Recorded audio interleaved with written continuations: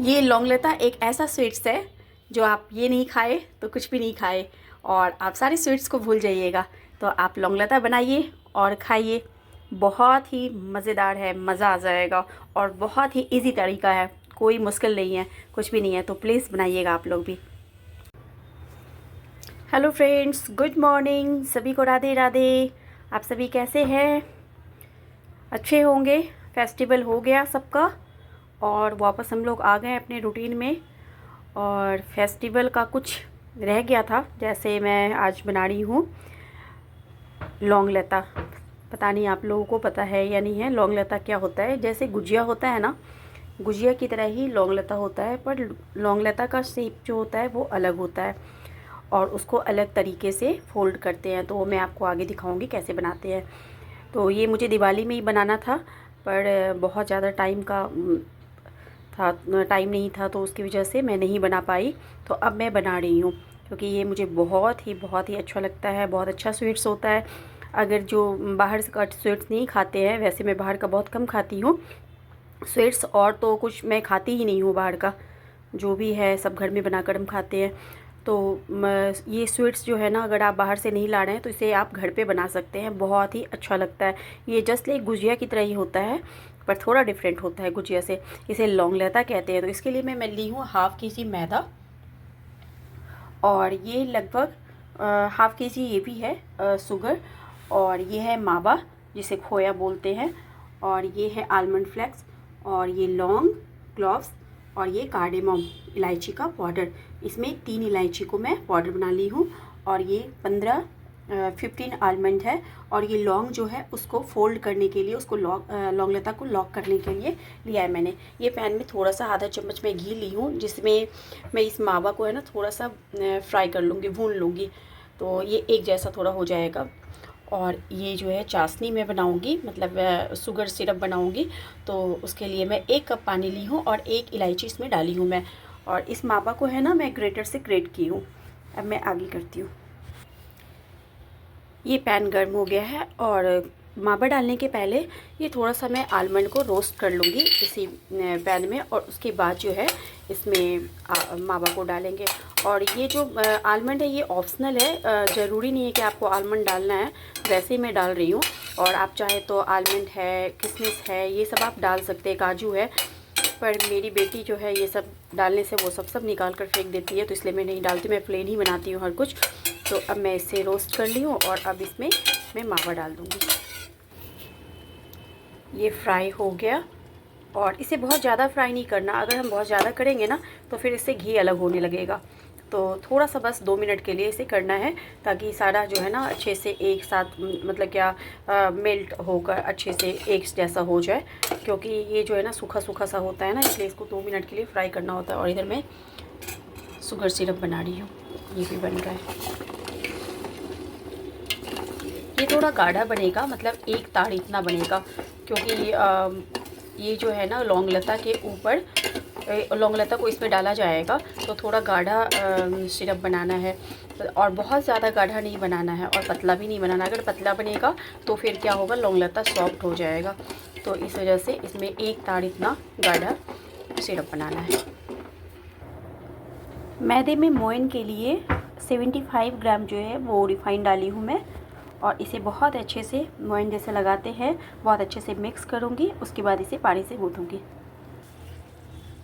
ये आटा मैं गूँथ ली हूँ। ये आटा जो है वो पूरी के आटे से थोड़ा सा टाइट रहेगा, और इसे मैं आधे घंटे के लिए ढककर रख दूँगी। कोई भी आटा गूँथने के बाद ना, चाहे आप रोटी बनाएं या कुछ भी बनाते हैं, तो आप थोड़ी देर के लिए उसको रेस्ट में रख देते हैं, तो फिर वो चीज़ अच्छी बनती है। तो इसे मैं आधे घंटे के लिए ढककर रख रही हूँ। ये हमारा सिरप तैयार हो गया है, और इसमें मैं 8-10 पत्तियाँ केसर का डाली हूँ। तो ये डाल देने से कलर भी बहुत अच्छा आएगा। मैं तो डायरेक्ट डाल दी हूँ, पर आप ऐसे मत डालिएगा। जब भी डालिएगा दूध में, 1 चम्मच गर्म दूध में उसको अच्छे से भिगोकर तब डालिएगा, तो फिर उससे कलर बहुत अच्छा आएगा। तो अभी तो मैं डायरेक्ट डाल दी हूँ। अब मैं आटे का जो है ना बॉल बनाऊंगी, और ये बॉल जो होगा जितना बड़ा रोटी का बॉल होता है ना, उतना बड़ा बनाना है, उतना लेना है आटा। और इस तरह से ओवल शेप में आपको बेलना है। और ओवल शेप में बेलने के बाद इसमें स्पून से बीच में डालना है, स्टफ को, 2 स्पून, और फिर इसे ऐसे यूं, और फिर इसे इसके ऊपर यूं, और फिर इसे पलट लेना है, और पलटने के बाद ऐसे, और इसे, मैं एक हाथ में फ़ोन पकड़ी हूँ इसलिए मुझे दिक्कत हो रही है। अभी देखिए ये मैं बनाई हूँ, इस तरह से होगा ऐसे, और फिर क्लॉथ से इसे लॉक कर देना है यहाँ पे,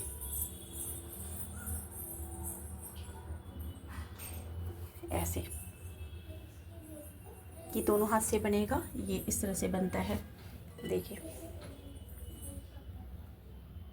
ऐसे। ये सही से फोल्ड नहीं हुआ, एक हाथ से मैं कर रही हूँ इस वजह से, तो ऐसे ही आपको फोल्ड करना है। मैं एक और बताती हूँ बनाकर। इस तरह से ओवल बना लिया, और उसके ऊपर 2 स्पून डालना है स्टफ़ को, और फिर इसे या तो आप इस तरह से फोल्ड कर सकते हैं, या फिर आप इस तरह से फोल्ड कर सकते हैं, कैसे भी कर सकते हैं। ऐसे किया, और फिर इस पट्टी को इसके ऊपर इस तरह से, और थोड़ा सा यहाँ से लॉक कर देना है, और इसे पलट लेना है।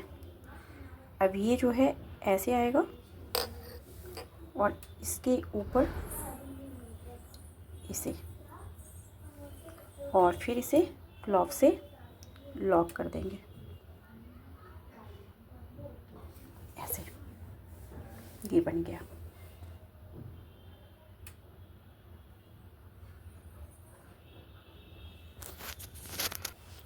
ये मैं 4 लौंग लता तैयार कर ली हूँ, और अब मैं ऑयल को चेक करूँगी ये गर्म हुआ या नहीं हुआ।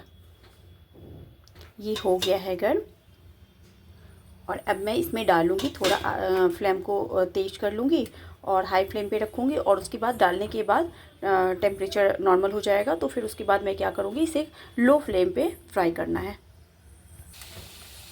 इस तरह से मैं 4 लौंग लता इसमें डालती हूँ, और बहुत अच्छे से गोल्डन ब्राउन होने तक इसे मैं सेकूँगी।